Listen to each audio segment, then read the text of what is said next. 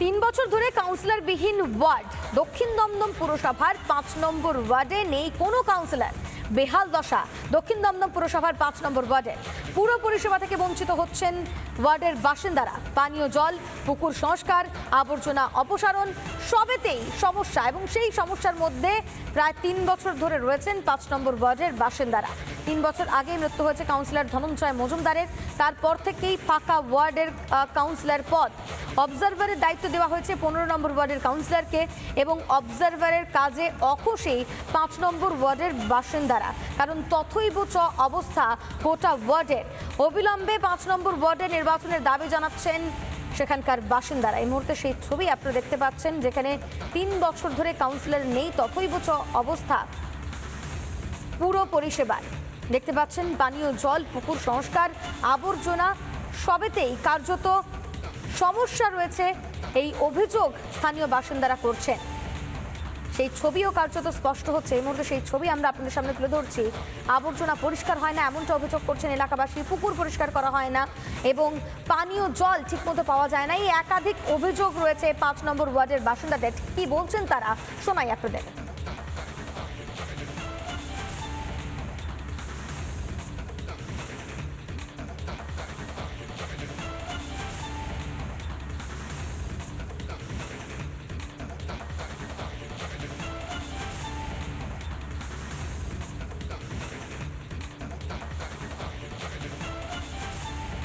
পুকুরটা এত বছর ধরে এইভাবে পড়ে আছে, আমরা চেষ্টা করছি সংগ্রহ করে, কিন্তু কেউ কোনো এটা নিয়ে কোনো পাত্তা দেয় না। পুকুর, রাস্তা, এই যে নোংরা, চারিদিকে মানুষজন এই যে নোংরা ফেলে যায়, আমরা বিভিন্ন লোককে বারণ করি, কত শোনা উল্টো পাল্টা, আপনার বাড়িতে ফেলি নাকি এসব বলে অনেক কথাবার্তা বলে। না, সে তো পাচ্ছেই না। একটা কাউন্সিলর যদি মাথার উপর না থাকে তাহলে কি করে পায় পরিষেবা? বহিরাগত যারা ময়লা ফেলে দিয়ে চলে যাচ্ছে ক্রমাগত, তারা ভীষণভাবে নোংরা করছে, তার জন্য আমাদের ভোগও করতে হচ্ছে।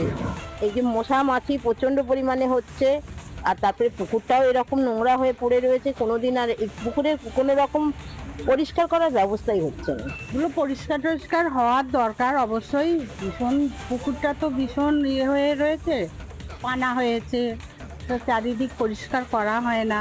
একটু কাজ হোক, আমরা চাই একটু কাজ হোক, এগুলো হোক। সেইভাবে তো কাউন্সিলর কই, এখন কাউন্সিলর তো নেই। এখন যতদিন নেই, এখন তো অনেক দিন নেই, সেই জন্য কাজও হচ্ছে না। খবর দিচ্ছেন স্থানীয় বাসিন্দারা, কাউন্সিলর নেই, কাজ হচ্ছে না, এলাকার তথৈব চ অবস্থা বলছেন স্থানীয় বাসিন্দারা। এই বিষয় নিয়ে কি বলছে স্থানীয় বিজেপি নেতা এবং তৃণমূল নেতা শোনাই আপনাদের। একটা পার্টির যে পৌর প্রতিনিধি দিতে পারছে না 5 বছর ধরে, তাহলে এইটা বুঝতে হবে যে তারা আসলে ভয় পাচ্ছে। কারণ এই বিগত 24-এর লোকসভার ইলেকশনে ওই ওয়ার্ডে তৃণমূল হেরেছে। ওই ওয়ার্ডে আপনি নির্বাচন করা, তৃণমূল কংগ্রেস নির্বাচন করাচ্ছে বা ইলেকশন কমিশনকে বলছে না কেন নির্বাচন করাতে? তার কারণ হচ্ছে তারা ভয় পাচ্ছে নির্বাচন করাতে। বাংলার বহু জায়গা আছে, এমনকি ভারতবর্ষের বিভিন্ন জায়গা আছে যেখানে কাউন্সিলরের অকাল মৃত্যু হয়েছে বা কিছু হয়েছে, সেখানেও অনেক সময় নির্বাচন কোনো সিস্টেমের জন্য কিছুটা পিছিয়ে যায়। সামনে বিধানসভা নির্বাচন আছে, এবং আইন অনুযায়ী যেভাবে করে দক্ষিণ দমদম পৌরসভাতে আমরা থাকি, যেভাবে নির্বাচন করার দরকার, যখন করার দরকার নির্বাচন কমিশন ঠিক করবে, এবং সেই সময় সঠিকভাবে নির্বাচন হবে।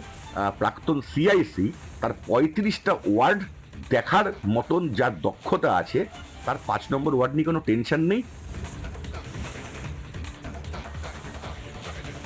3 বছর ধরে এলাকার অবস্থা তথৈব চ। আমাদের প্রতিনিধি মোহনের বিশেষ প্রতিবেদন দেখুন।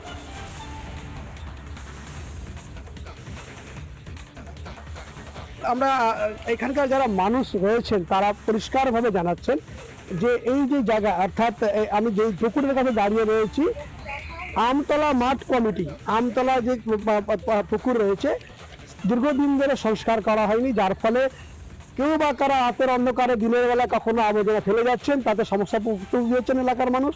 এছাড়াও রাস্তাঘাট সঠিক নেই। যদি জনপ্রতিনিধি থাকতো তাহলে এই বিষয়ে গুরুত্ব সহকারে দেখতেন এবং সঠিকভাবে তারা যে পরিষেবাগুলো রয়েছে অর্থাৎ পৌরসভা যে পরিষেবাগুলো দিয়ে থাকে সেটা তারা পেতেন, এমনটাই জানাচ্ছেন।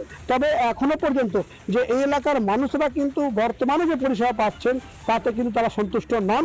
যদি নির্বাচন হয়, এখানকার জনপ্রতিনিধি পাওয়া যায়, সেই ক্ষেত্রে তিনি গুরুত্ব সহকারে এলাকার মানুষের সমস্যা শুনবেন এবং তারা কিন্তু এলাকার উন্নয়নের কাজ করবেন, এমনটাই জানাচ্ছেন এই সুভাষনগর এলাকার সাধারণ মানুষ।